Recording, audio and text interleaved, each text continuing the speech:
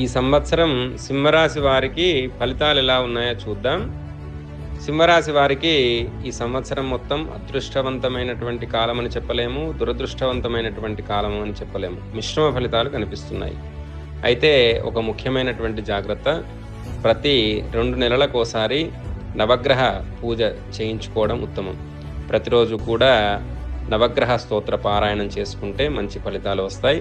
సంవత్సర ప్రారంభంలో లాభస్థానంలో మంచి ఫలితాలు వస్తాయి. జూన్ చివరి నుండి ఖర్చులు పెరిగినా కూడా నవంబరు మధ్య తర్వాత గురువు రాశిలోకి ప్రవేశించడంతో అదృష్టం పెరుగుతుంది. శని అష్టమ సంచారం కొంత ప్రభావం చూపినా గురుబలం మీకు తోడుగా ఉంటుంది. రాహు సప్తమ స్థానంలో ఉన్న పెద్ద సమస్య కనిపించదు. 6వ స్థానంలో రాహు వచ్చి మరింత మంచి ఫలితాలు ఇస్తాడు. ఆంజనేయ స్వామికి వడమాల వేయడం, ఆంజనేయ స్వామి సింధూరాన్ని ధరించడము, హనుమాన్ చాలీసా పారాయణము చాలా శుభ ఫలితాలు ఇస్తాయి. మొత్తానికి ఈ సంవత్సరం అంతా కూడా మిశ్రమ ఫలితాలు కనిపించిన చివర్లో మీ కష్టానికి తగ్గట్టు ఫలితాల్ని మీరు తప్పకుండా చూస్తారు.